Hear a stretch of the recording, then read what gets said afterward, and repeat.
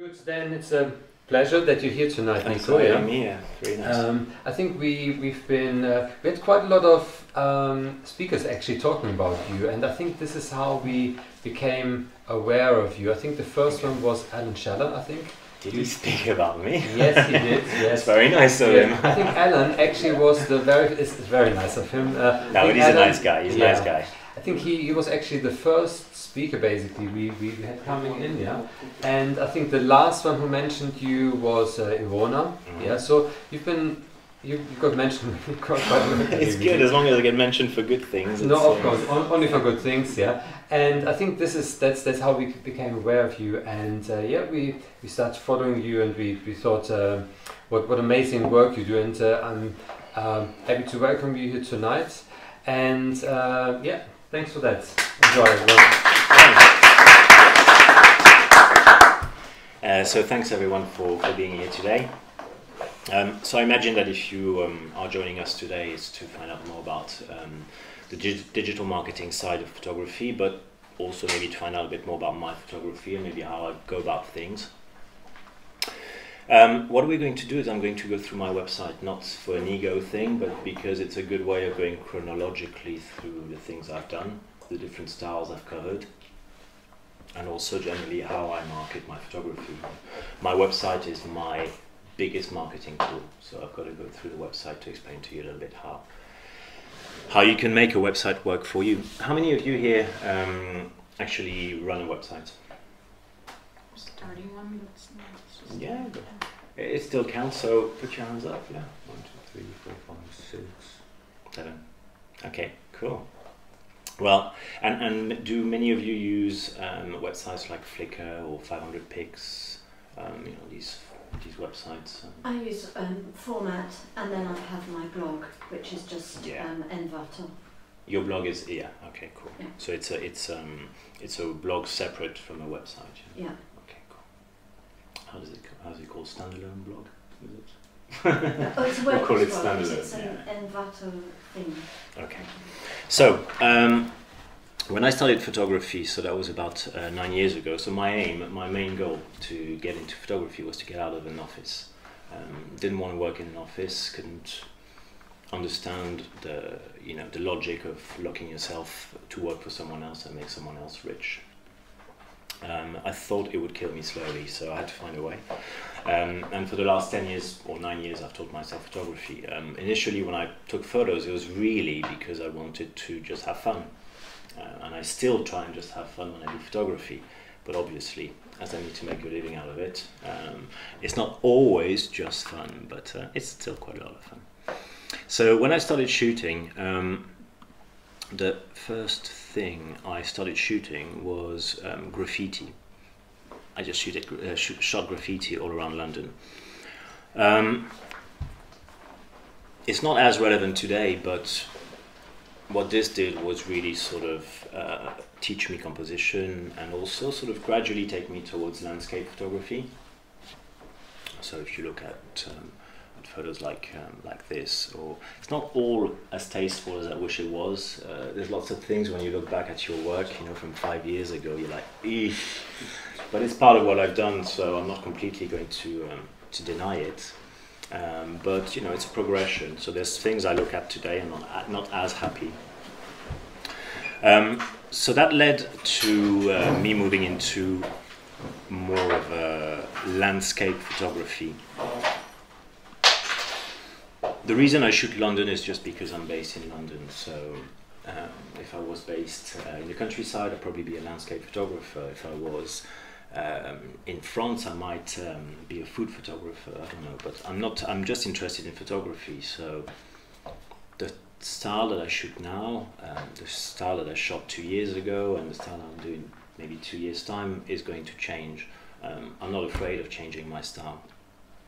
I think in the photography world, there's too much of a notion that you have to stick to one style all your life. And so you're a wedding photographer, you'll be a wedding photographer for your life, and it's a bit too stuck. I think that's something that could apply to film photographers, but with digital coming along and making everything a lot easier for everyone, it also means that we have to compete a lot harder.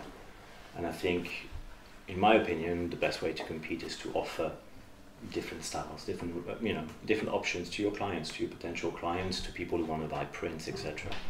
So don't limit yourself necessarily to a style because someone tells you. If you feel like exploring, explore. So that was the beginning of my photography, and I was lucky enough to work at the time for a company that was quite ahead of its time in terms of understanding the power of Google. That was just about 10 years ago, but they were very, very focused on social media and on SEO, so search engine optimization, in making their website easy to find on Google. Because I thought that was just a really, really good idea. Why invest so much time in business development, going to get some clients, etc., when if you do the right thing on your website, you use the right words, etc., with the right knowledge, you can get people to find you. For me, it makes more sense. So, and you can also beat your competition by ranking higher than them. So it's not a competition, but if you want to make a living out of photography, you've got to beat your competition. So this company was really doing a lot of work on this, and I immediately got myself onto social media. So that was 2010. Sorry, just by the way, if you've got any questions, interrupt me. Yeah, just interrupt. Yeah. Just can I ask just please do. Stop me, because sometimes I just go and I become like a rifle. How much did you spend on SEO? In terms of money or time? Money. So I did a mistake. Initially, I thought that I couldn't possibly understand SEO, that I had to go through an SEO agency. So I found in Brighton an SEO agency that focused on creatives. I thought that made more sense. They would understand my business better. I spent £500, which was low, but you know, when you've never tried, you think, okay, 500 quid, let's see, let's do some damage limitation in case. And turns out that what an SEO agency will do is they scan your website and they see how they can optimize each page, how they can make it better to appear in Google rankings. They very often rewrite your text, and that's where copyright comes in place, etc. But what these people did essentially is trash my website. They rewrote everything. Many people think that you need to stuff keywords in your text, urban photographer, street photographer, wedding photographer. You have it lots in your text, and it doesn't work like that. That's keyword stuffing, and Google penalizes you for that. So what these people did is rewrite all my text, completely ruin it, and it didn't read properly anymore. It didn't feel like a nice website to be on anymore. So I learned the hard way, and I thought, yeah, I'm going to teach myself SEO. So again, it's something you can teach yourself. And I really advise, if there's anything you need to teach yourself, is SEO. Do you really use is. An SEO plugin on your site? Yeah, so I don't use an SEO plugin on my site. Without going too much in details, I use a website called moz.com, M-O-Z.com. It's a brilliant website. First of all, it's a brilliant blog, which if you just go back there once in a while, read articles, it'll teach you lots about SEO. And it feels like some dark art, and it feels like something, I don't want to get into that, but there's some very straightforward basics that make it actually quite easy.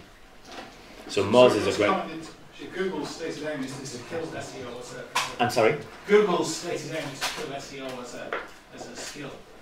And they're getting very close to doing that. Yeah, I think obviously, there's Google is I always say Google. I'm sorry for my language, but Google's a bitch because it's constantly changing its algorithm. So by the time you think you understand it, it's changing its thing. So there used to be some common knowledge. They used to have thousands of links linking back to your website. It would tell Google basically that your website is interesting if 1,000 links link back to your website. And then Google decided actually that doesn't work and penalized people who built all these links. You've got to be a little bit careful. I'm not going to go too much in detail about SEO because it's pretty boring. But do get into it. If you have a website, if you want to market your photography or any website, get into SEO, and you can do it yourself. It's not a genius thing. Does that answer your question? Yes. Yeah. All right. And then social media. I think the whole point is you're going to take some great photos. You want to show the world. You want to be sure that people see your photos. And you've got to be on social media. I mean, it's no secret. I'm not going to reveal some genius, it's not a revelation here. But what you have to do is not think you have to get on every single social media platform, because there's just way too many. There's many that come and go, that fail, that, you know, Snapchat came and it's pretty much going now. Google Plus came and went. Just find the ones that work for you and stick to them. Doesn't need to be too many. I really work on two, which is Twitter and Instagram. For me, they work very well. I have a Facebook page. I don't really take care of it much because it just doesn't bring anything. But some things work for some people, some things don't work for others. So don't think that because I use Instagram and Twitter, that Pinterest isn't better for you. If you're, you know, if you're wedding or portrait, or Pinterest could work better. Figure it out, you know, figure it out. Play with all social medias and see what seems to be bringing you a little bit more love, a little bit more results, and stick to these a bit more, give a bit more time to those. And don't hesitate to drop the ones that don't work, because otherwise all you'll do is tell people, I'm managing so many social media, I have no clue what I'm doing. You know, do two maybe and do them well. And, that's a good way to go about it. Are you all, I guess, are you all on social media? Pretty stupid to ask that question, sorry, but I thought I'd ask it anyway. So, another great tool for your digital marketing is your blog. A blog is just such an important part of a website, and if you don't have a blog on your website, get a blog on your website. You can have a blog separately, but a blog generally is what attracts traffic and searches, because Google searches. Because, you know, the problem with us photographers is that whatever we produce, everything we produce, doesn't translate in words, you know. So you have a photo of yours on your website, how are people going to find it, you know? So you've got to really, really start typing a little bit on your website. Start finding things to talk about, because this is how you attract people to your website. Now, the way I do it, I'm not going to go too much in detail again, but imagine your blog as each blog post, each article you're writing is an advert for your website. So what I do is a little bit selfish, but when I write my blog, it's not really for the interest of the public. I'm sorry to admit it, but I'm going to be honest with you. But each blog post is an advert. So I'm thinking, okay, what it is that I do a bit of a reverse thinking thing. So what is it that I do that I'd like people to find me for? If these people are looking for that, what will they type in Google? You know, and once I understand a little bit what they would be searching for to find me, then I write a blog post that will attract this kind of Google search. Does it make sense? So I'm giving you all my secrets here, but So your website, what platform do you use? Yeah, so I'm using Squarespace for my website. I don't know if any of you familiar with it? Yeah.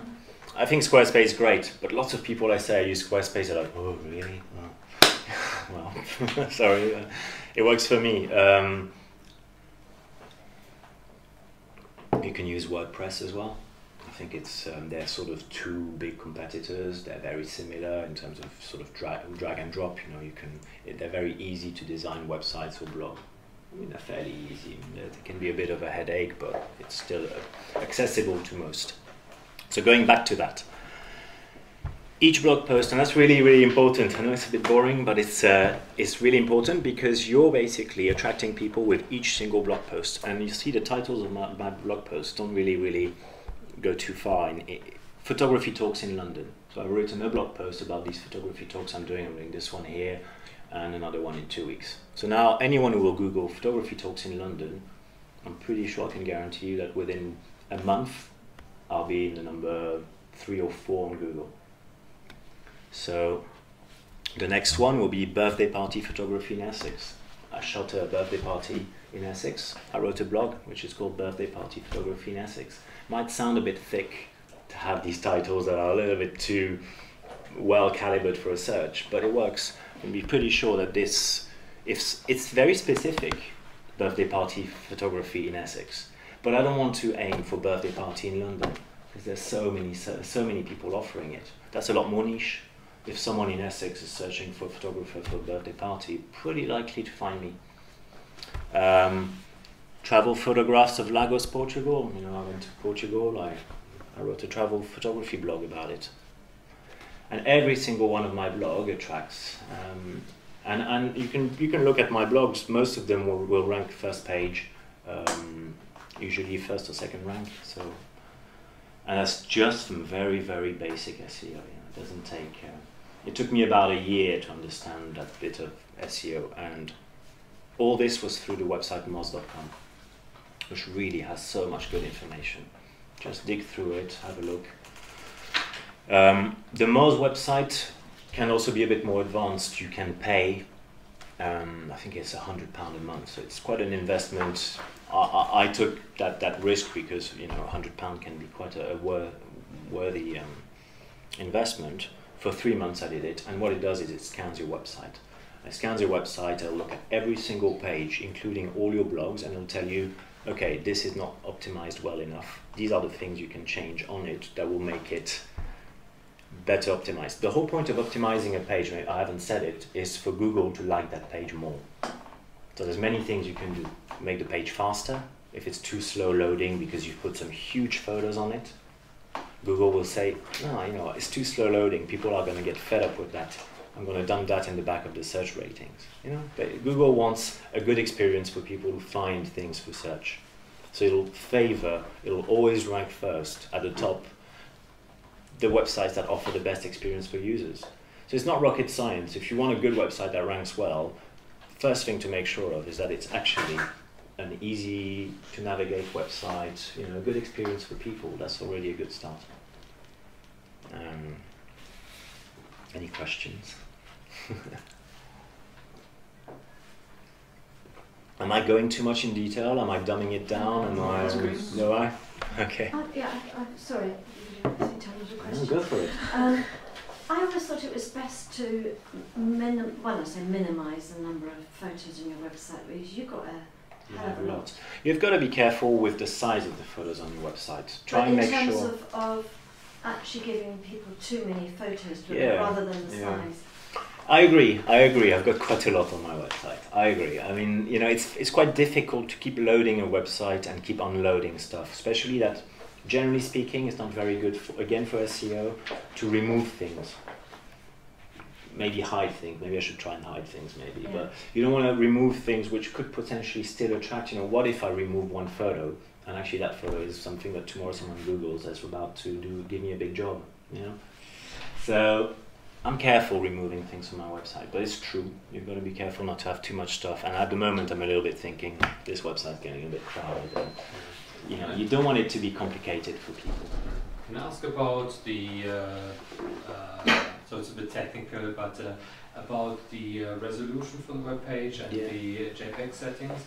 Because I remember, I mean, obviously now a few years ago,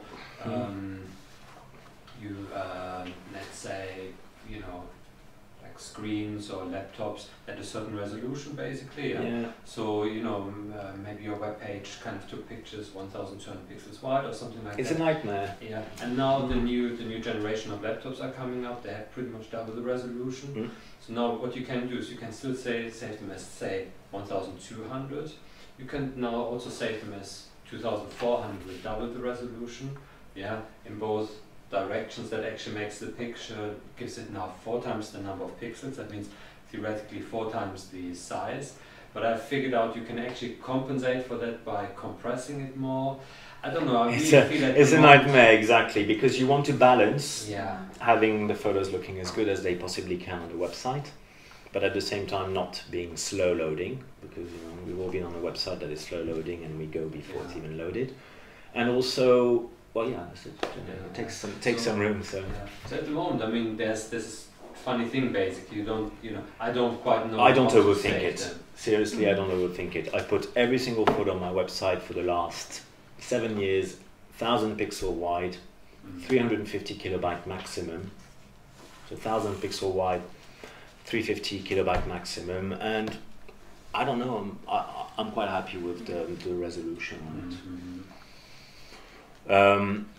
It's also a good way to limit also image theft, which to be honest I'm not too worried about. I think it's a myth. It's something that everyone straight away is like, oh, I need to put watermarks all over my photos because someone's going to steal my photos.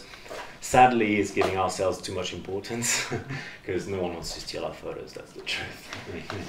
if they do, well, you know, it's not going to change anything. It's not these people that steal our photos that are going to anyway give us jobs. So yeah, I think don't stress. I hate watermarks so much. Yeah, I don't like watermarks much. So I'm just going to refill some water again. What do you drink a lot?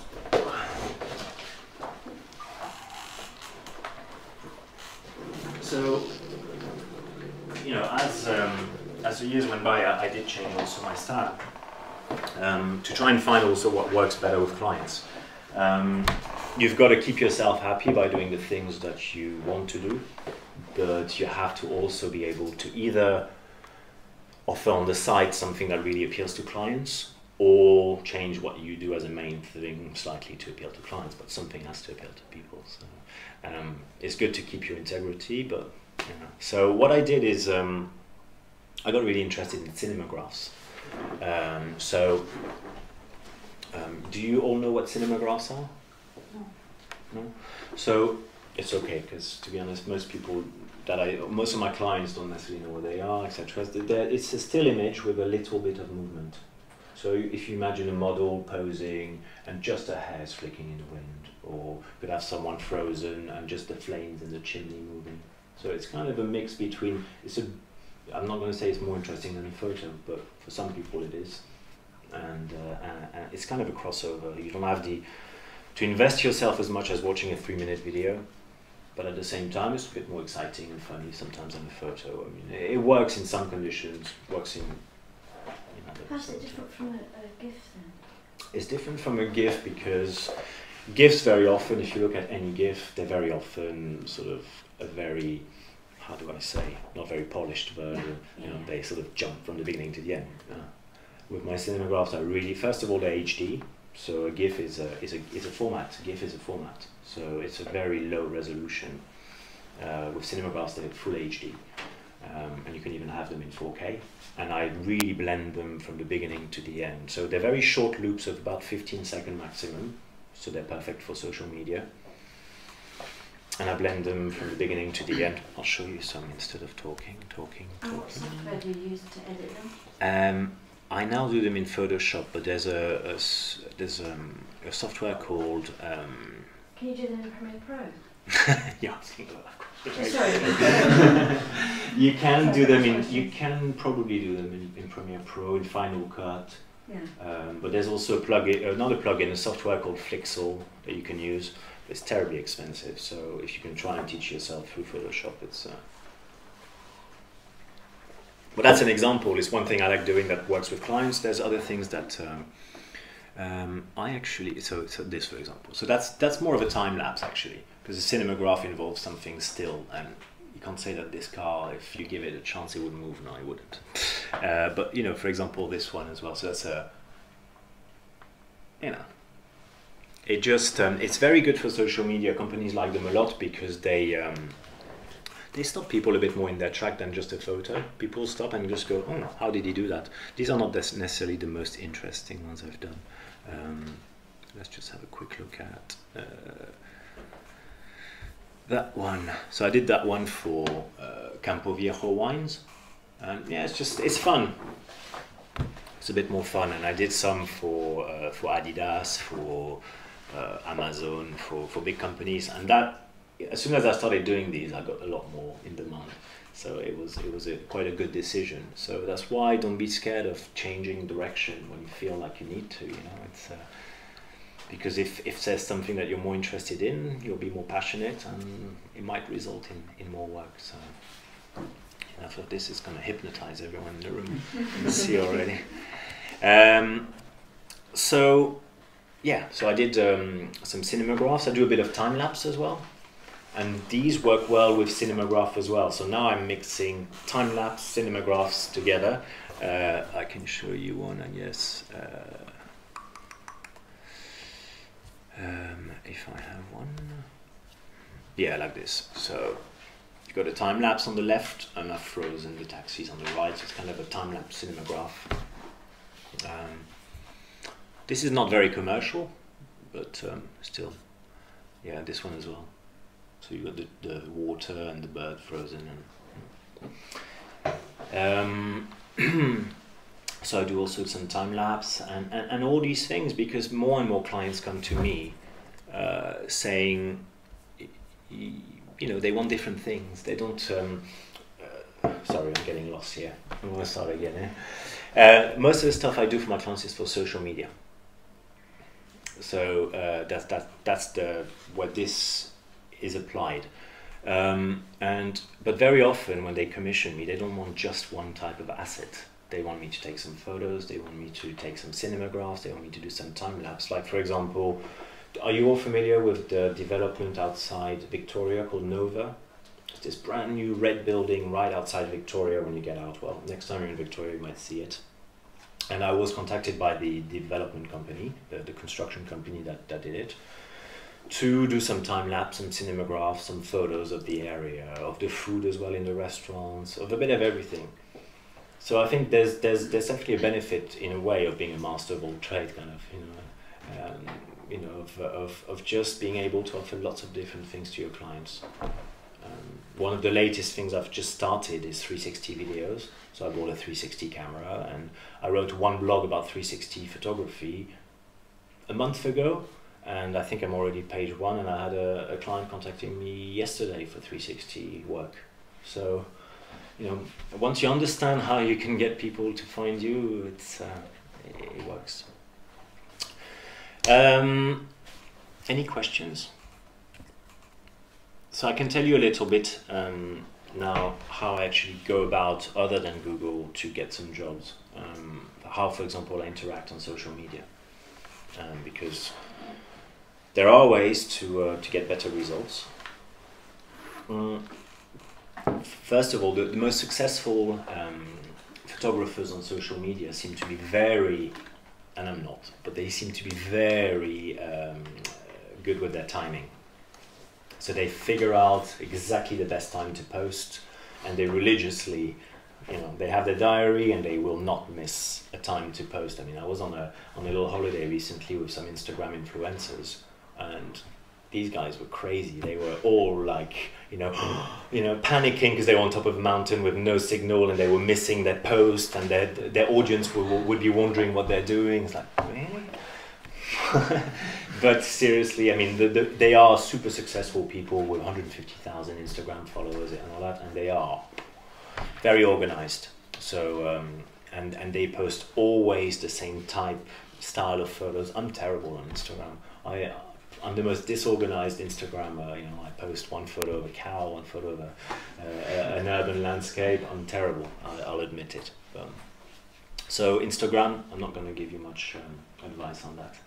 But Twitter is really where I'm good at. And when I speak to photographers about Twitter, a lot of them don't understand why I'm focusing all my time on Twitter, which can't be better than Instagram, Pinterest. What I like about Twitter is the fact that you can share links. So with Instagram, you're always having to say, unless you have a pro account, that's quite recent, now you can put links, but otherwise you have to say link in the bio, and who's going to do that? It's much easier if there's a link, people can go straight to it. When I post about 2 to 10 times a day on Twitter. 10 times a little bit too much. But at the moment I get a bit crazy, I don't know, I'm tweeting a bit much. But and what I do is I try and engage with people. You've got the option to tag people in photos on Twitter. First of all, never, ever, ever, ever post a tweet without a photo. Or don't ever do it again.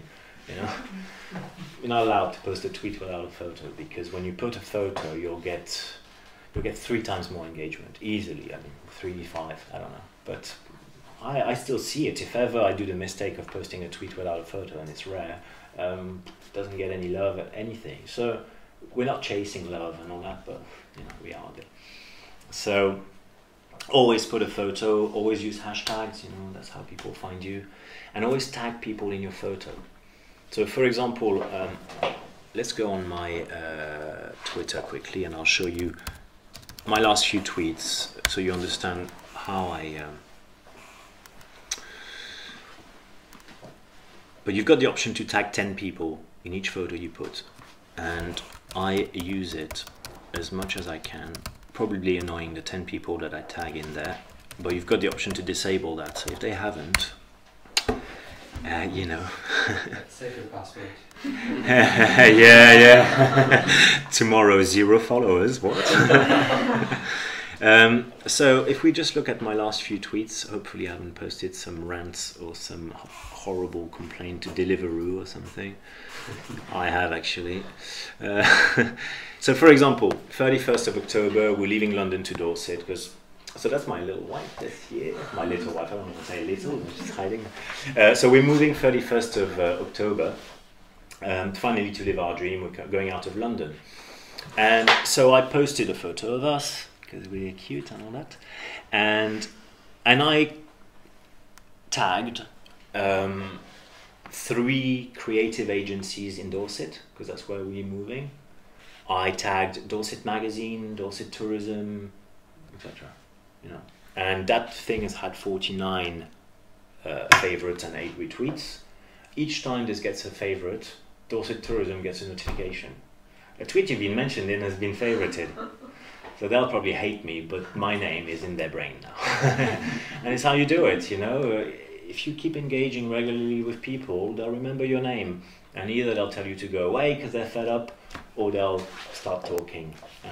So try not to be a pest. You know, don't overstep the mark, and because there are some people that are just pure stalkers on Twitter. It doesn't work well. So try and find a tone. You know, be yourself as well. You know, on social media, be yourself. Don't try and be someone else. Let's have a look.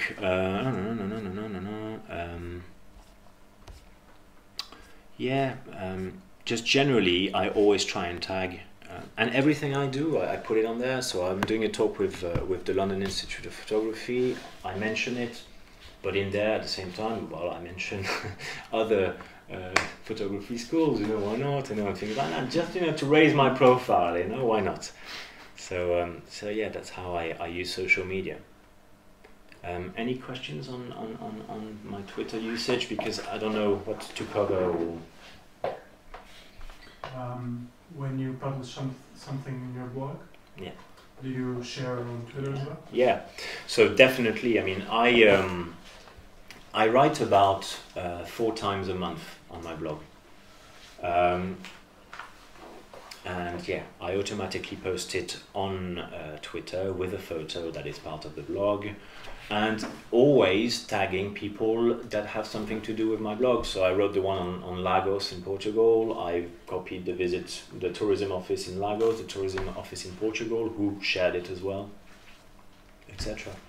Always think, what's in my photo? What's in my photo? What's this building? What offices are in this building? If you post a photo of the Shard, how many companies are in the Shard? You know, mention the top 10 companies in the Shard, because if they see your photo and love it, they might contact you and, you know, and say, you know, we love your photo. Thanks for mentioning us. So every photo you post necessarily has 10 people you can tag. You'll find it. Even if it's the company, the camera company you used to take that photo, or the SD card. What company does the SD card in your camera? Anything, you know. There's always people to tag. The shoes you're wearing the day that you're taking photos, I don't know. You know, you can say, I'm wearing these shoes while I'm taking photos. Great shoes for photos. I don't know. But you might get a free pair of shoes. But, any other questions on that? So you would not define yourself, your work, like in one Yeah. category? Just if someone. I do because you have to. You have to be able to explain your work in a very short sentence. Everybody has to be able to do that. It's an exercise. If you haven't done it so far, make sure that you do it. That you're able to say in 2 seconds what it is you do. And what I say to people is I'm an urban photographer, because that's not so restrictive than saying I'm a street photographer or I'm an urban landscape photographer or street portraits or etc. I'm an urban photographer. I shoot everything that makes London. The people, the landscape, etc. But then And when you go to well, yeah, it's a tricky move, because you're moving completely. So do you tell everyone? So your clients will feel, oh, it's not London anymore, you know? But I think it's important to move to Dorset. It's only 2 hours away. It doesn't take away what I've done so far. It doesn't remove my photography from London, and I'll be back in London often. So, but I think when I move to Dorset, I'll definitely have to probably have a separate website, probably for my Dorset photography and for everything around Dorset, because it's a bit too different to mix with that. So, but you know, I already run 5 websites. so I have a photography website for my car. I have a classic car, an old 2CV. So I have a whole website dedicated to it. I have a street photography website. I have this one. I have my mum's B&B website. You know, how many websites can you do? I'm addicted to websites. I love doing websites. It's just really fun. But, yeah. Can you talk a little bit, or can you classify the ratio between the work you invest in your photography and your self-marketing? Sounds as if you're doing a lot of self-marketing. There's a lot of aspiring photographers, young photographers. They, understandably want to focus mainly on their photography, which is completely understandable. But, you know, I think, do something and then talk about it. That's the mantra, I guess. No? Yeah. Can you kind of specify that a bit? Yeah, I think it's important to, at first, focus on the photography. There's absolutely no denying that the most important thing is to focus on your photography. So, how I did it, because I wanted to get good at what I do. And I don't know, I'm not one to say I love my work and all that. I let others say what they want, but I will never say that. But you have to be a really, really tough critic of your work. No one else is going to be. Your family is not going to tell you your work is not good enough. Your friends aren't going to tell you. So you have to be really, really, really tough on your selection. And each time go through your website again and say, oh, I'm going to remove 10% of the photos on there. So it leaves a bit of room to add some new things, and regularly revisit things. Be really, really a harsh critic of your work. Once you've done that, once you build a portfolio, you can move on to the marketing side. These days, to be honest, I don't really take that much photos anymore. I take photos on client jobs. The rest of my time is marketing. I built my portfolio in these days that I was just walking around London enjoying, and I didn't even know I could make a living out of it. I built my portfolio, and now I can actually focus on marketing it. Or, of course, you still take photos. You don't sort of become complacent and not take photos anymore. But. So kind of off of what you said, like running on multiple websites, like I do a very similar thing now where I have one kind of umbrella brand, and then like there's different streams where it's like fitness, nutrition, photography, all that. Do you find that you do a similar thing, like where it's kind of like your name's the brand and then you do different streams? Not yet, but it will probably move towards that. I've got a big mess to sort, which I haven't figured out yet. But just for example, to go back to the marketing, I created a website 3 years ago which was called Street Photography London. And Alan Schaller, that was mentioned earlier, used to be a member. So what I did is, at the time, and again, it was purely a marketing thing. I didn't do it out of care for others and all that. I created a website which was called Street Photography London.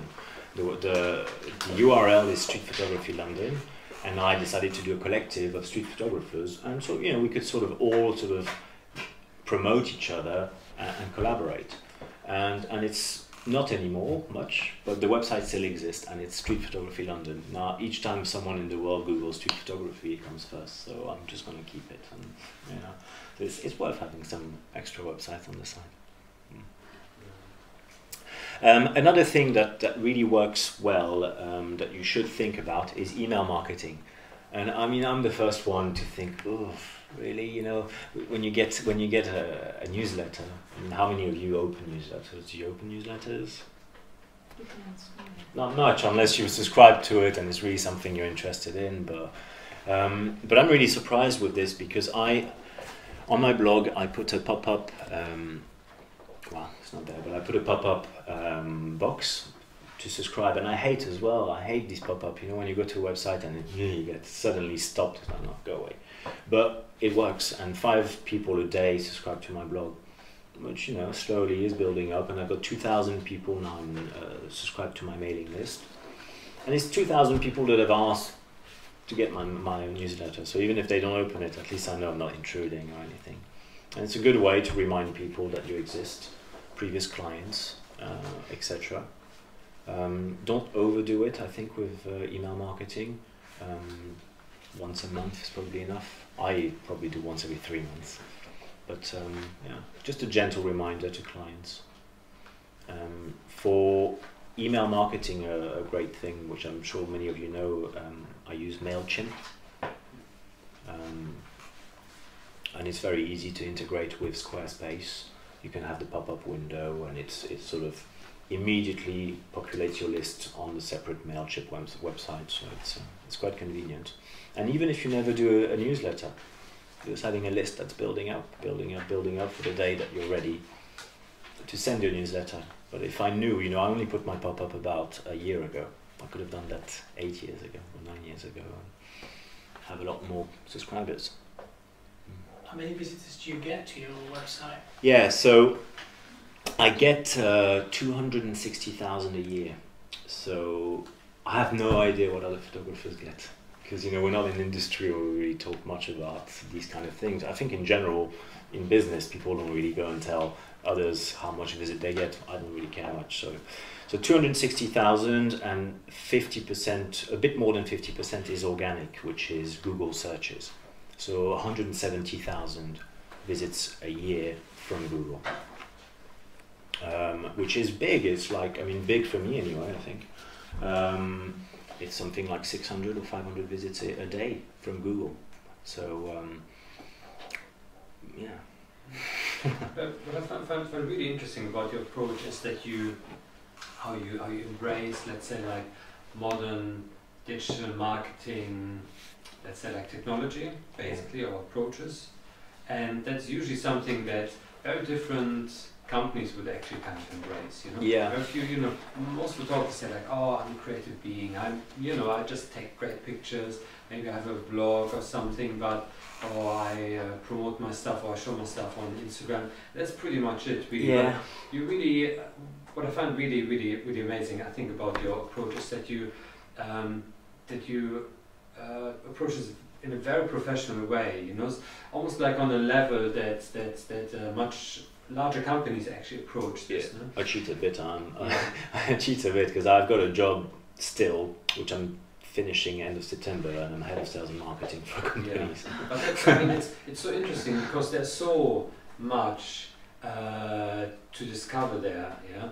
And do you embrace other techniques? For example, like before I started London Institute of Photography, so I'm an advertising photographer, I never looked into marketing. I just take some photographs, my agents just push them out basically, and then I get jobs. That's it, full stop. And I start to, you know, for example, I start to learn about lead magnets, tripwire offers, all those kind of things. And you'd be like, hey, what are they talking about, basically? And this whole marketing strategy is completely new for most photographers.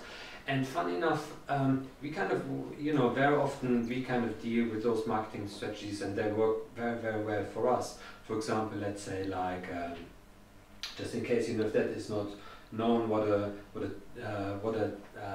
tripwire offer is. A tripwire offer basically is an offer that's too good to pass, something that you just have to say yes, and that creates some sort of some sort of brand connection. And for example, like I do this, like let's say, like with people programming my webpage. They offer me to program the entire webpage for a complete dumping price, and they're doing such an amazing job. yeah, I pay whatever, let's say about £500, and they actually give me something that's worth like £3,000 or £4,000. And I said like, wow, blimey, I mean, those guys, they really know how to program a web page, and I feel very loyal to them. And then how they actually make their money in the end is because I need that add-on. Sorry guys, can you add the function feature to add videos, and can I have a new blog post? And then they charge like hundreds, whatever, 300-400 here, 300-400 there. And in the end, basically, I mean, they have me as an incredibly loyal customer. And I thought like, wow, photographers usually never use those kind of marketing techniques. This is usually something for larger companies. But I've got the feeling like what is so interesting about your work is that you kind of seem to employ marketing strategies that are usually associated with much larger companies. I think it's because I've taught myself everything, even in my current job, because I say I'm head of sales and marketing for a company, but I wasn't before. I got hired to do that because of my knowledge that I taught myself with the photography. So in a way, the photography has benefited me in getting me the job I'm currently in. So if anything, you're learning all this, you can apply it to a lot more than just photography. Now I'm finding out that everything I've taught myself, from designing my website, the SEO, the social media, everything, I can actually now work as a consultant for small businesses. I can help small businesses understand better social media and get their website, to rank well on Google, etc. So you're not teaching yourself just, learning to use a camera. I mean, we all know there's an aspect of it that is difficult, but at the same time, anybody can learn to use a camera. The marketing is you can all teach yourself, but many photographers don't. So you can give yourself the edge by doing it, and at the same time, you'll just have an extra skill that you can take anywhere else. I mean, Crystal, my wife, she's learned a lot about marketing in the past year, and it's completely affected her as well in her job. As not? Yeah, now, so I sort of went from something very administration based to creating content for my company's social media. I'm giving talks on SEO and social media to a large European organisation.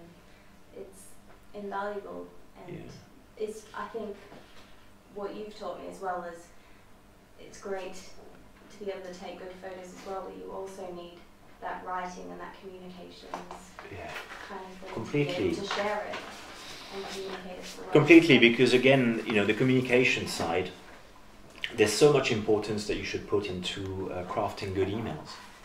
The art of writing a good email is lost. It's the number of people that approach me and send me emails saying, "Hey," and they don't know me, and they start the email by "Hey," or they shorten my name to something I'm not cool with, or this is not, there's a way to approach people, and for example, a lot of what I do, again, to tell Google that my website is interesting, is get articles about my work in photography magazines. Because another aspect of what Google wants is it wants websites that have more authority than your website to link to your website. For example, Petapixel or The Guardian or Evening Standard, whatever. If there's an article about my website, these are very highly ranking websites. It tells Google, well, if these guys are interested in this guy, there's got to be a reason. Let's give him more authority. So you have to try and get your photography or whatever it is you do into someone else's website, not just any little website. Try and aim for the big guys. How do you do that? So for you, what is your brand? You, Nico Goodden, or is it urban photography? No, I think it's me. Yeah. I think so it's that's me. the way to. Yeah. That's how you pushed. Yeah, it's a bit tricky because I do so many different things that I still don't know why some people still come and see me, because if I saw someone doing so many things, I'd go, oh. Anyway, what was I just saying before? Because that was quite important. The big names, big magazines. Yeah, big magazines, big names. So I write emails to them, and again, I use my social media following as leverage. Yeah, it's incredible how much leverage you can get from having a large following on social media. People are fooled, blinded by numbers, you know, it's the way it works. And I'm not saying I agree with it, but a photographer can have great photos and no following.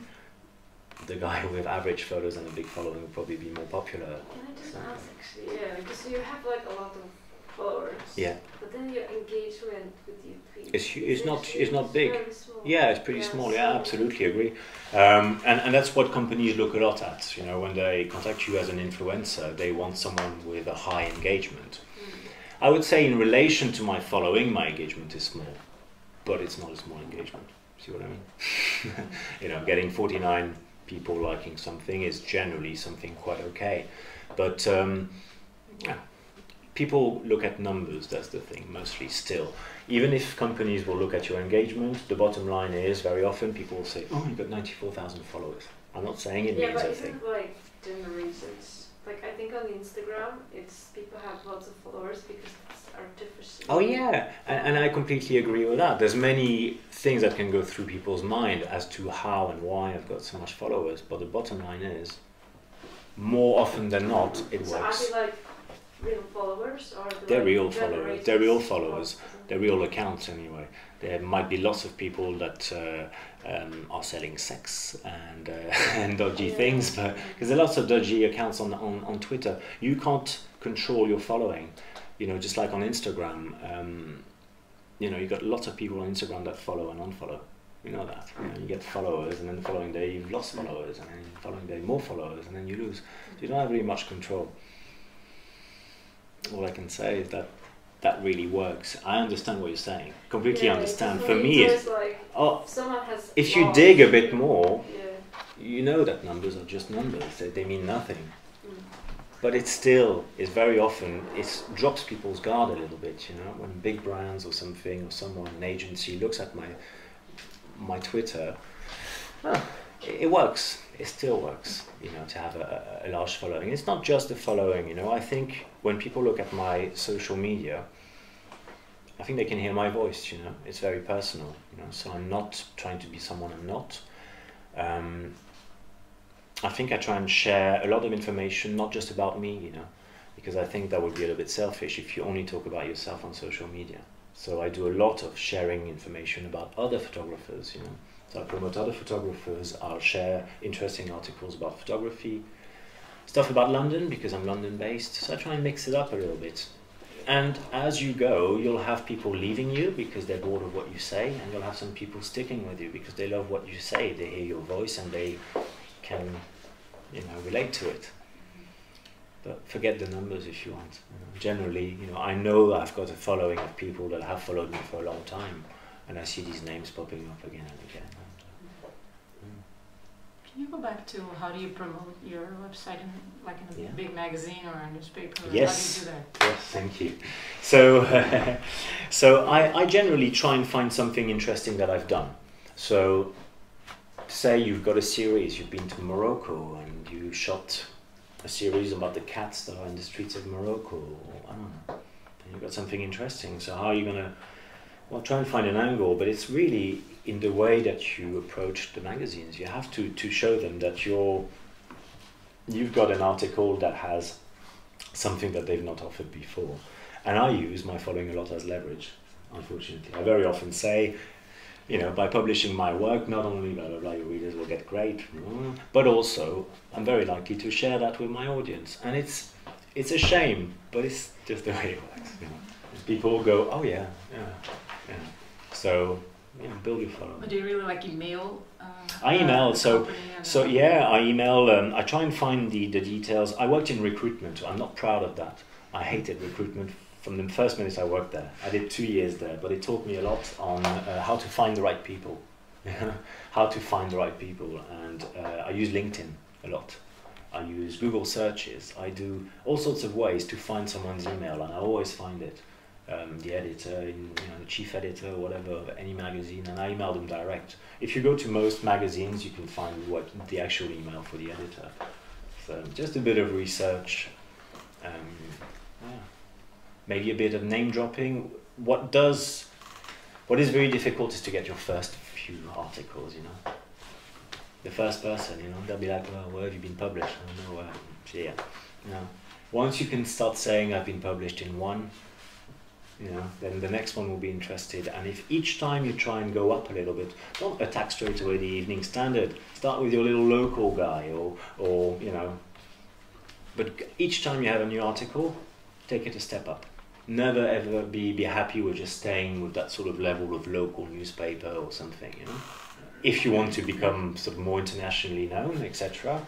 Each time, because you can each time leverage by using the previous article. If you don't go too much of a step up, just gradually a little bit, they'll say, oh yeah, I know this guy, yeah, I know the editor there, yeah, definitely. You know, if he's let you have an article there, maybe you're worth considering, etc. Take it a step up, and within maybe 4 years of hard efforts, you'll be in the top newspapers. You know, it's not a huge time to wait if you keep. Do they pay you for that? No. No, they don't pay you for that.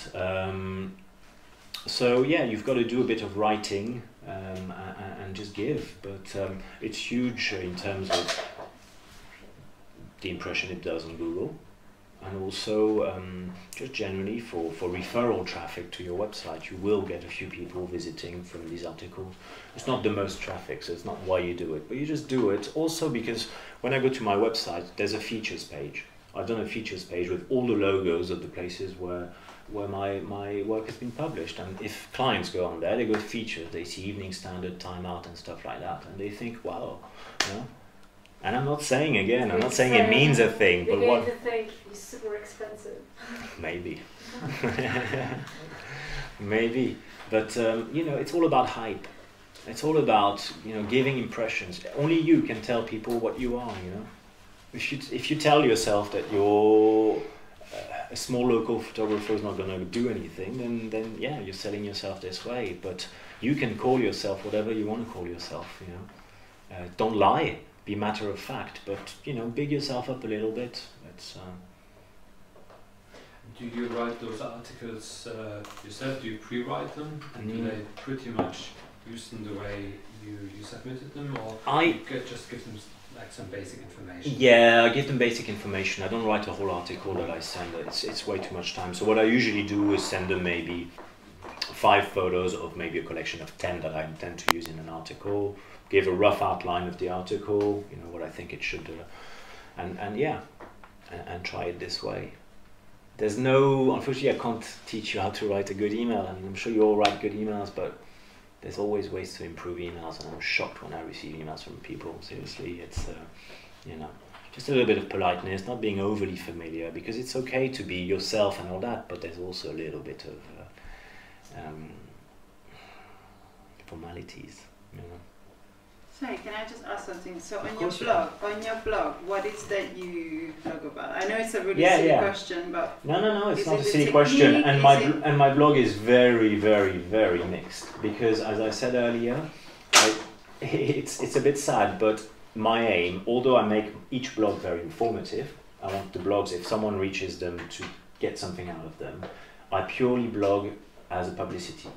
So all I do is each time I do something new, I write a blog about it. If I do a talk, sometimes about techniques. If I have a new camera, I'll review that camera. If I once get lent a Leica lens to use on my camera, I'll write about the experience. And all that, because, for example, I get lots and lots and lots of visits from my reviews of the latest Sony camera as well. You know, but I realize now that I used to do these things that attracted photographers to my website, and it's not the people I want to attract.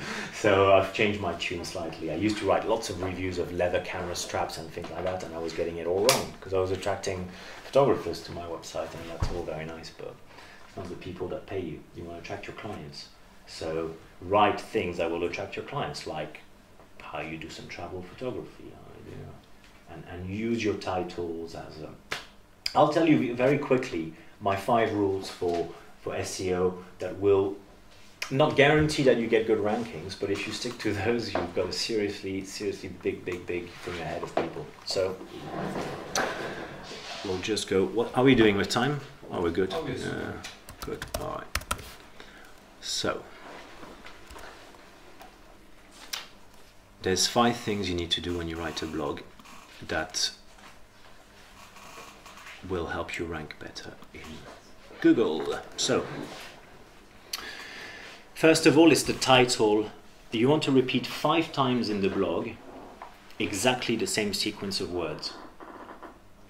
And you don't want to try for London photographer. Forget that, because there's so much competition, you will probably not rank well. But photographer in Kentish Town, if you live in Kentish Town, or, you know, try things that are maybe a little bit sort of not just 2 words, maybe 3, 4 words max, you know. They call them long tail keywords. They're a bit longer searches, less likely searches. Maybe less people will search them, but a higher proportion of those searching that will find you. So it's a give and take. So this one, for example, is Photography Talks in London. So Photography Talks in London. That's my title, yeah? Then you have this, which is the meta description. Meta description is that little description that comes up in Google. You know, when you type something, you've got the title, and then you've got that sort of 160, 150 characters. So in there, I wrote, I will be giving 2 photography talks in London. Blah, blah, blah, blah. So you've got in the text, you've got photography talks in London. It's maybe not the most natural thing, but you can't be completely natural. But it's still, you still manage to make it sound like not too obvious for anyone who's not really aware of what you're doing. Then you go in there. You see the URL here? Photography talks in London. Photography talks in London. And then there's one last bit. Normally I put a photo in the blog post. That's the only one I actually haven't done it. And the photo, you change the JPEG name to photography-talks-in-london.jpg.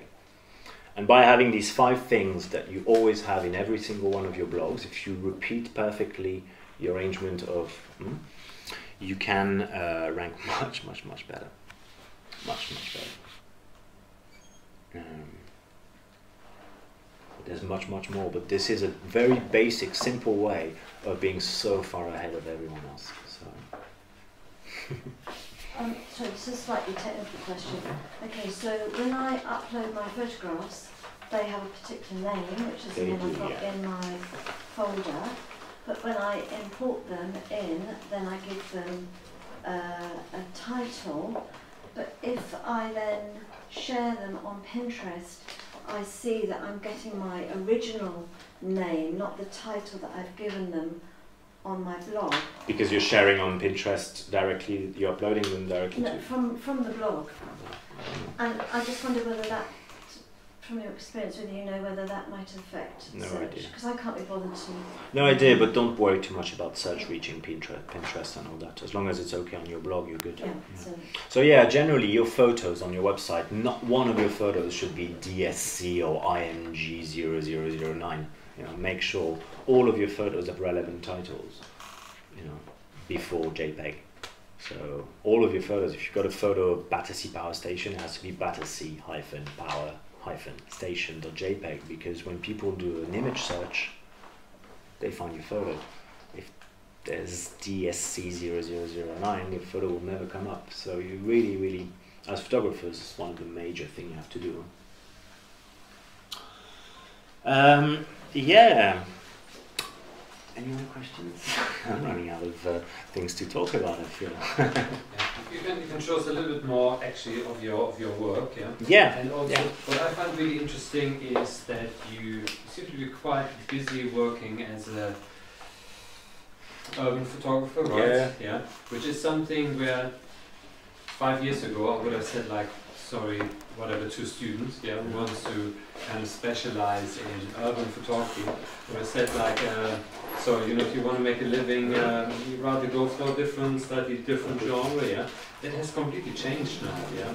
Yeah. Think about that, where you get your, maybe you can show some pictures and how it applies. That's right, yeah. Because that's definitely something. When I was doing street photography more and just generally urban photography for years, and even still now, photography is not the thing that gives me the most business. Me, it's cinemagraphs that get me the most business, but photography still has quite a lot of, there's a lot of applications for street photography, which is, you know, just shooting people in the street without them necessarily knowing, you know, just in,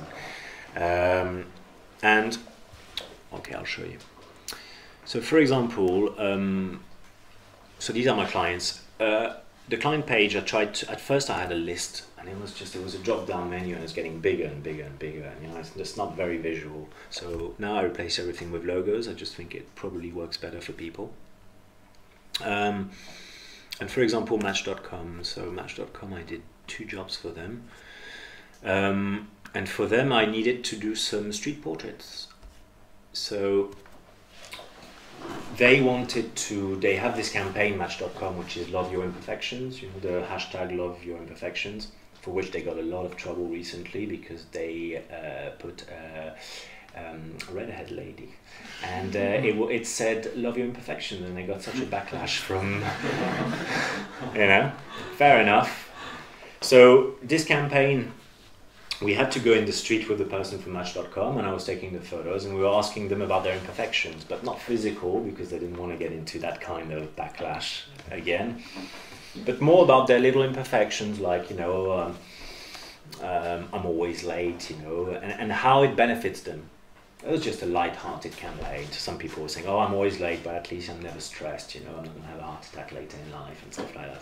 It's just a nice series, and I was really surprised by the number of people in London that responded well to it, because it was going to be posted on Instagram, on Match.com's Instagram.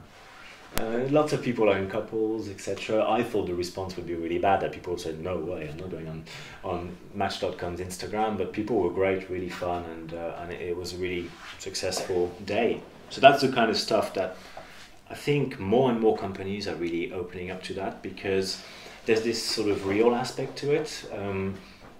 People, I think, are less and less attracted to that kind of advertising where everything is fake, people are fake, and you know, you can't relate to them. If you want to buy a product or use a company, you want to be sure that it's made for you, and that, you know, the people who use it, etc. So yeah, they just want something a bit more real, and more companies will approach street photographers to shoot the local area, maybe, you know, because companies need to show a human side to them, you know.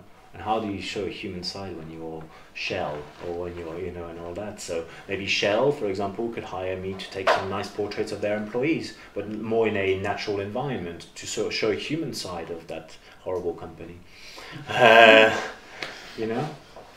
So I think that's working quite well. So that's the street photography side. And also, for example, with the urban photography, architecture that I love doing, I absolutely love doing this. I did this for Land Securities. And Land Securities is the biggest commercial developer in the UK or something like that. And yeah, they saw my website, liked the architecture and stuff that I shot, the urban landscapes, and asked me to shoot. They have this development in front of St. Paul's, which is one new change. It's this beautiful terrace rooftop in front of St. Paul's, great for photos. If any of you like to take photos of London, it's a good place to be. They also have Nova, which is so yeah, that's also a great application. And I think, again, so many construction companies, so much development going on in London. Imagine how many of them want to document the buildings going up, the interiors, you know. And also, a lot of these construction companies, development companies, develop not just a building coming up, but the whole area, a community. So very often they want documenting of that, you know, the local Italian guy who runs the cafe and all that, because on their social media it'll attract people to that area by showing, again, you know, a nice side of that area.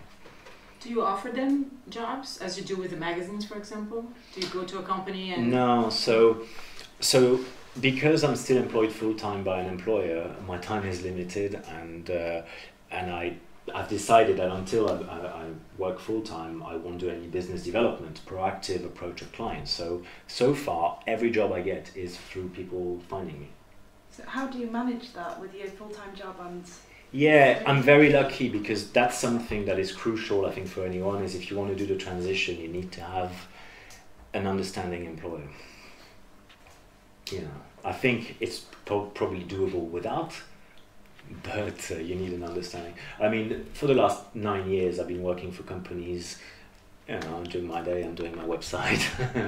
I'm taking a risk, and yeah, sure, I might get fired, but if I didn't take the risk, I wouldn't get to where I am and maybe realizing my dream this year. So yes, break the law, just you know.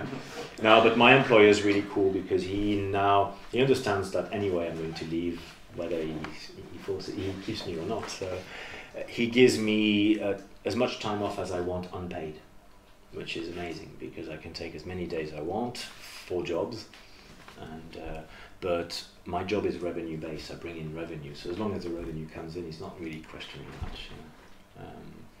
So yeah. But I intend this coming September, because I'm going to be moving into the countryside, into full-time photography, and probably scared every day. I'm going to have to do some proactive business development, contacting old clients again, you know, etc. So that's another big aspect of it, is repeat business. You know, it takes a couple of years before you start having repeat business, but I'm starting to finally see a few clients that I haven't annoyed too much come back, and it's nice. Did you consider contacting like let's say like SEO companies or digital marketing companies? Because I know that they do produce a lot of blog posts, for example, for bigger companies. Yes. Let's say like whatever, you've got a big, let's say like a retailer. And they obviously also need to, let's say like Boots or something like that. They need to have a blog, or they need to have a Facebook page, or maybe even an Instagram account. And they're going to say like, well, we are just we are a retailer, we just have no clue about writing blog posts. So a digital marketing company actually does this. And I was wondering, because they're pretty good with actually writing those blog posts, but really often then the images they actually send with it are really like super duper bad, you know. So really often like some sort of really cheesy stock photography. And I was wondering if, like, for the new generation of photographers, that is not a huge market where they contact a digital marketing company and say like, it could be. The good thing is, you know, we're writing the rules. You know, there's no rules, and it's a very big unknown. Seriously, I mean, we're all improvising, because I think this transition, which was not yesterday, but from film photography to digital, has really, you know, left a lot of people behind who just couldn't adapt. You know, as for blog posts and providing photos, yes, possibly, but I think there's still the big competition from stock photography. I do get people occasionally coming to me saying, we're not interested in stock photography, we want nothing on our website that looks anywhere near stock photography, we want something really exciting and all that, but generally people are looking for cost saving. So but again, you know, if you learn to write a blog regularly and you stick to it, because the biggest risk is after 2 years to not continue with the blog. You know, it's quite draining, and how do you keep talking about something? You know, how do you still have things to write about, etc.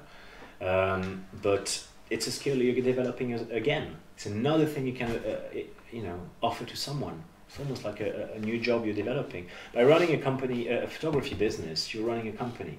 You're running a company that's as valid as a huge company that has a marketing department, an accountancy department, because I do my accounting, customer service department, because I handle complaints, and web development, and, you know, you're doing everything. So maybe not doing everything perfectly, because, you know, you're a one-man band, but you're doing everything, and you're building yourself a skill to run any company once you've done that. Not any, but you could. You know, it's a great great skill to have. But it's tiring, because, you know, you're absorbing all that information. You've got to make sure, okay, what am I absorbing that's actually going to be beneficial? You know, you can't just absorb everything for the sake of absorbing. So it's And can I just have another question? I wasn't here in the really beginning, but I don't know if you were a self-taught photographer or you went to study. But what would you say? I mean, there's always things that people say that this is what I did when I started, and this is what made me. Because I just actually finished photography and I've been applying for assisting jobs. And you finished photography studies? Yeah. And want to go into fitness photography. Yeah. and been applying for like assistant jobs constantly, literally every single day. And is it like a no time at the moment? Why don't you instead, I mean, personally, I would go about it. But I'm not sure about working as an assistant for a photographer. It's probably good for a little bit. I haven't studied at all. I picked up a camera 9 years ago, and I taught myself. And I mean, I had taken photos before, I guess, like everyone else. But I took it a bit gradually, more seriously. You can't say suddenly from one day to another I picked up a camera as a photographer. You know, you gradually. But I would say, for example, as someone who wants to do fitness photography, why don't you instead keep a full-time job, work for a fitness company? I work in a gym actually. Exactly, work for a fitness company, work your way up in there, maybe in their social media side, or you know, and work on your photography at the same time. And as you improve your photography, they'd be idiots not to use you as you show them the better things you do. But I think the big problem in photography is trying to tell photographers you can get out of school and straight away work as a photographer. I don't know, I don't have the experience, but I would say, you know, I've kept a full-time job for the 9 years I've taught myself photography until I was good enough that people come to me, and I think if you have a passion, work in that industry for a start. Okay. I don't know. No, yeah, I was just wondering, like, what is it? I mean, keep doing what you're doing, but not I really don't know that fitness route. photography, in other photography as well. Like, what is the one tip that you would say that, look, you come out of school, or you know, you picked up the camera, you love taking photos, and what's your tip? What would you say? Get a job. Get a job. My tip: get a job and work super hard on the side. You know, on the photography, work super hard, but not just your photography. Work everything we've discussed here. So. You know, get yourself on social media, build a following, because with more numbers, at least more engagement. Lady who's drinking, not listening, talking about engagement and not numbers, because you reminded me. You know, build your engagement and approach magazines, get better at your photography, build a website, write a blog regularly, you know, do all these things without fault regularly, and when you see your dropping a bit your interest, get back on it. Yeah. Or look at that job you hate and think, well, maybe I'm better there. I don't know, but it's completely doable. I've completely taught myself everything. I'm not saying that I didn't get help from people. You know, you always have help from people. It's not self-taught and all that. You know, but generally, you know, everything is possible. It's all on there. It's all on Google. You know. I want Google to find me. I know how to use Google too, you know, how to search and find the stuff I want. I mean, it's all there. If you know how to a little bit get your sources from different places to be sure that you're not getting... Because that's another risk in photography and social media and all that on the internet, is that there's so many self-proclaimed experts. And, you know, you could be following some guy who's telling you to do this and that and actually not going anywhere. Hopefully, with me showing you that I'm actually getting the clients, I'm actually... You see that? Hopefully I'm not bullshitting you. I'm giving you all my at least my tip of the 5 things to put in your blog. That's something I've never told anyone else. So. Cut it off the video. Well, you're recording it, right? Yeah. It's gonna be on YouTube. I'll take commission. we can do this kind of beep over it if you like. Yeah, people are gonna think you're swearing or something. Yeah, exactly. What else? I'm sorry, guys. I had a whole day at work as well today. Did you all work today, though? Yeah. Why do you think Facebook didn't? Yeah. Do you have a Facebook page? Yeah, I do have a Facebook page. Well, I guess I'm probably guilty of not updating it enough that it doesn't. But I think it's a regional thing as well. Facebook is a very much more American thing in terms of the page, the Facebook page, business page, and all that. I mean, some people are probably successful with it here in Europe, and good for them, but I can't figure it out. It's never brought me anything. Yeah. So you've got to cut your losses, you know, a little bit. I've got 6,000 or 7,000 likes on this page, but it really crawls up, and it's just, if it doesn't bring you business. Twitter, the reason I focus so much is because at some point, before I got onto the whole Google thing, I got all my jobs through Twitter, everything through Twitter. So, you know, I saw that it was paying off. If something pays off, you keep pushing. and doing it. But it's difficult to build a following, I'm not gonna lie, you know, and there's apps, you know, that you can get to build a following, and they follows people, and I'm like, I'm not gonna bullshit you, but it's difficult, and it's difficult to get engagement. But if you just be yourself, as I said, you know, and have a voice, and have some good quality photos, and you'll have some people that'll be interested in what you have to say, just like if you develop your own photographic style, you know? There's going to be some people who like it, there'll be lots who hate it, and it's fine. So can I ask you another question? You can ask me more questions, because it's great, you get me talking. So when you say, okay, I use Instagram a lot, and then I would share my things on Instagram, do you write things separately for Twitter, things separately? I know you don't use Facebook. Yeah, no, I always do, and I hate the whole linking your Instagram with your Twitter. So people that post on Instagram and it comes on Twitter a bit funny, like it's, you know, the link to Instagram and all that. I don't think we're that busy that we can't write a, you know, individual. And also I think what works for Instagram, the way you post it, doesn't work for Twitter, and Twitter allows you to put a link and all that, you know. Don't waste that opportunity to put a link to your website or your blog. Or and then can I also ask you, is that, do you do them, because you said that you were in a mountain and you were wondering why all these bloggers, they post always in the same time. So I know that there are apps that you can schedule your things. Do you do that? Or No, I don't because, I can't think that far ahead. A day is too far ahead thinking for me.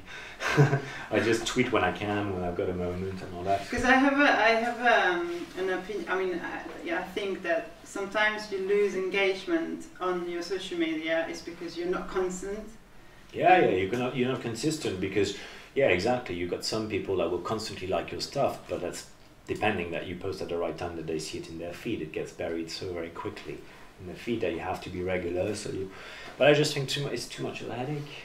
I mean, there are things that obviously it would be something that would pay off more, but you've got to sacrifice a few things to keep your sanity. Yeah, that's what I mean. Because I have a full-time job as well, and I can't be on it. There's only so much you can do, and don't stretch yourself so much that it takes the pleasure off. You know, it's that fine line.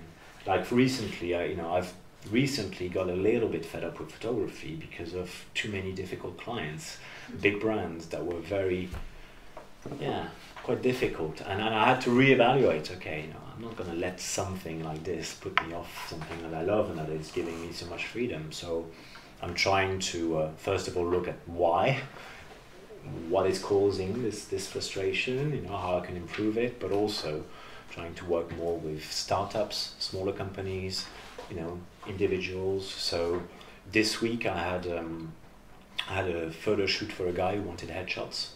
He's a software developer and he wanted shots for his website. Paid 400 quid for 2 hours. So there are people ready to pay. There are individuals ready to pay. Not necessarily worse than companies. At 2 hours for 400 quid, it makes a good day's pay, even to some big company standards. So don't think you have to only work with big brands, but I'm quite glad that I did it, because now I've got all the logos on my website, and again, it's that thing that sort of says to people, you must be serious, rather than do it the other way around and work with individuals and all that. How is that going to appeal to big brands? Works better the other way around, in my opinion. Might be wrong, but yeah, I'm going to focus a bit more on working with individuals, with birthday parties and things like that, just to see something different, if anything, learn something different. And these things also are very good for word of mouth, doing events and parties and weddings and all that. They're amazing for that, because you're going there, you've got 80 people, 100 people, 150 or whatever. You're taking photos, and if you're clever, what you can do is you take the photos and you say to the guy you're taking photos for, at the end I'll make you an online album that you can share the link with all your guests. And it has somehow your details, and she shares it with every single guest, and that's, if they see photos of theirs that they like, and they're probably in the same area, there's a chance that they'll think of you next time. So, word of mouth is huge. What do you think of photo contests to promote your work? I mean, I'm probably bitter because I've never won any. So I hate them. No, I think it's not a bad thing to get into. Why not? You know, no, it's a good thing. It's a good thing, and it's also never a bad thing to have on your website a achievement award kind of thing. But you've got to be a bit careful because you know you've got so many profiles on Twitter where people go award-winning photographer. It's like probably won the local village fair photography thing, you know. And I mean, I've won a village fair thing when I was 11. I don't go on about the fact that I won an award, you know. I think you've got to be a bit careful the way you present yourself. It's that very fine line, you know, because you've got to promote yourself without shame, but you've got at the same time to keep your ego in check and not sound like you're cocky. It's a very fine line. So because many photographers are ashamed, I think, of promoting themselves. They're like, oh no. You know, if you don't promote yourself, you're not going to go anywhere. So you've got to do it a little bit, but yeah, never cross that line of saying I'm the best. You know, I see some guys, you know, I've won 15 awards in the last 2 years. It's like, oh, good for you, mate. You know, just, I mean, I don't know. It's a weird conflict I have because I do not like to be show-offy, but I have to be. You have some prints for sale? Yeah, so that's another thing that I do. Unfortunately, the shop section in this website is terrible, and that's not necessarily my fault, but it's just I don't like the way it presents. But it sells a little bit. I don't sell much. I sell maybe a print every 2 months. But you know, it's a little bit of extra pocket money. It's always a nice surprise when it arrives to sell a print.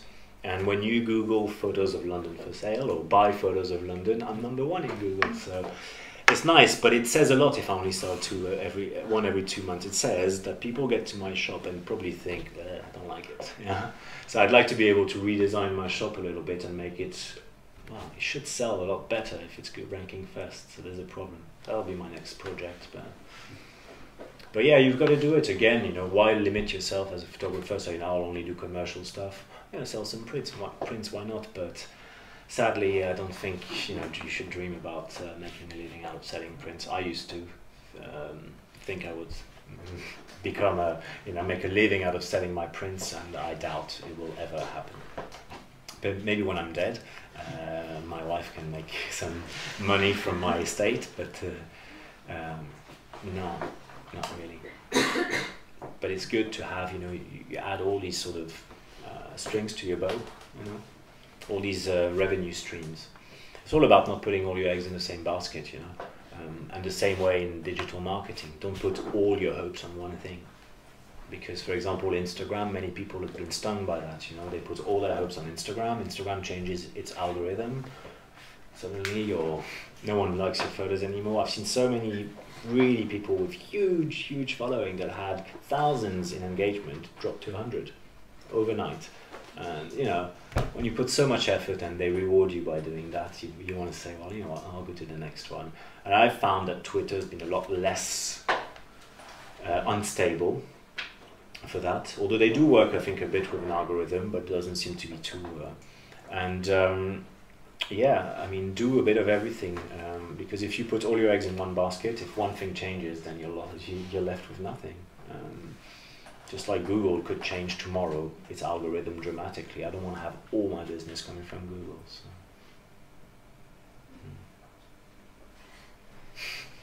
Any more questions?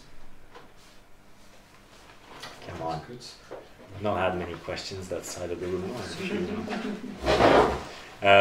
I think I've covered most things without having to go too much in detail because, you know, I could go on and on and on and on, but it's a lot to take in, I think. Yeah. I mean, you know, as you said, like, what this says, you really need to be a marketing expert, you know, like, we run a course called Photography Careers, and I compare this, like, with how your marketing knowledge is now these days. So it has to be comparison to 20 years ago where you had a print portfolio, and so you did like 2 portfolio tours a year, and then you sent out 4 promos. That was it. There was before the internet, basically. This is how you marketed yourself. How easy was that? You know, now these days you've got so many different building blocks. You need to still go to the right events. You still need to be very active on social media. You need to have a really good web page. If you want to become a commercial photographer, maybe at one point you're thinking about an agent. Yeah, I can talk about that too, actually. After. It's, I mean, honestly, like it just gets so complex, really, now these days. It's very complex because there's also, I mean, how do you know how much you're supposed to charge for a job? You know, when you have no clue, when you've not done charged for a job before, how do you know? If you don't know any other photographers, you can ask. So you just try. So you know, first time you're like £500 for a day. You ask Google. There you go. Yeah, you can.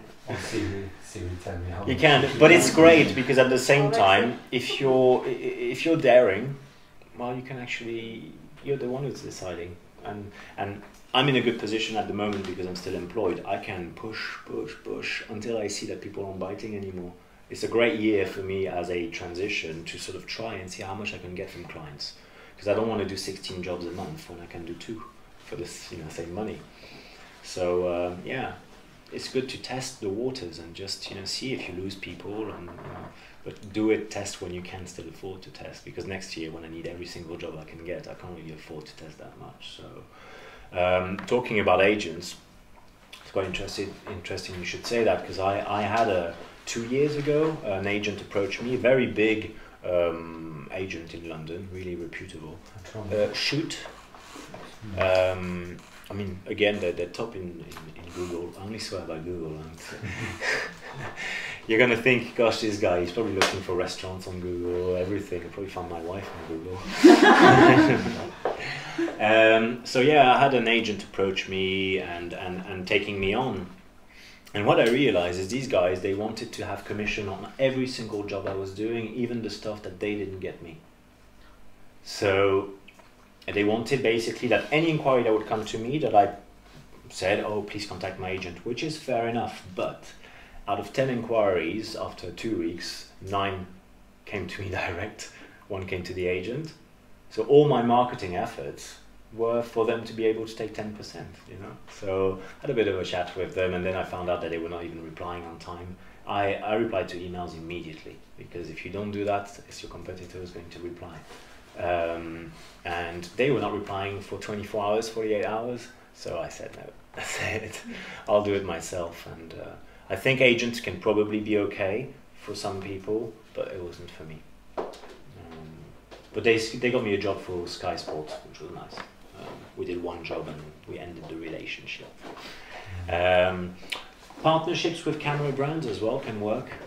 Some can be quite open. If you're shooting with a particular camera and you take great photos or good photos, or you're happy with your photo, and why not tweet it and say and mention the camera brand, because they might, you know, share it, and you know, just. But again, this is kind of, it's going to raise your profile towards sort of photographers. But you know, raising your profile is always good. So. Are you not doing that anymore? Yeah, no, I'm not doing that anymore at all. I fell out massively with Olympus, so. Hold on. Yeah, no, yeah. Camera brands can be funny as well, I tell you. I was an ambassador for Olympus for 5 years, so I was on their website as an ambassador, and then I received one day in January this year an email from their press office, a press release announcing their new ambassador lists, and I wasn't on there anymore. And so were not another 10 guys that were before. So they basically removed 10 of us without telling us, but they announced it to the world. It was pretty poor form, so we had a bit of a fallout. But it's okay, you know, I fall out with lots of people, you know, it can't all be, you know, yeah, nice and rosy, you know, I'm not living a dream way, but I try not to, you know. Good, any more questions? Anyone? No. Do you feel like I don't know, like I've been blabbering on and you're happy that you can go home finally, or how do you feel like you've got some bits? Jesus. Yeah. Well, you know, if any of you want to find me on social media, you know, Google me, you know, just But no, seriously, and also if any of you have a follow-up question, feel free to send it over. You know, I'm not going to close the door as soon as I'm out of here. So, and you know, watch out for talks I'll do in the future here or somewhere else, because I might elaborate more on specific bits, because I mean this is more of an overview, and there's so much more we could talk about every single bit. Could you maybe think about a workshop or something? Let's see. Let's talk. Let's talk. I'm around until October. Good. Thank you everyone for coming over tonight.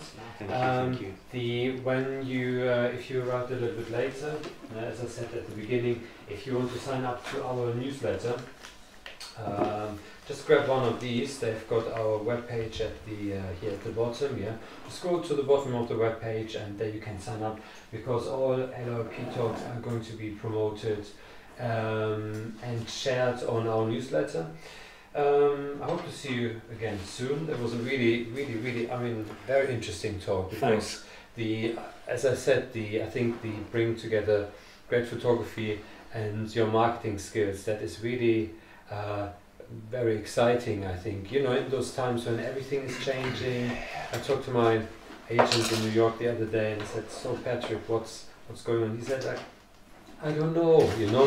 It's because I mean, honestly, everything is changing, you know, like structures that were established, I mean, for so many decades, you know, like structures that you could kind of trust on.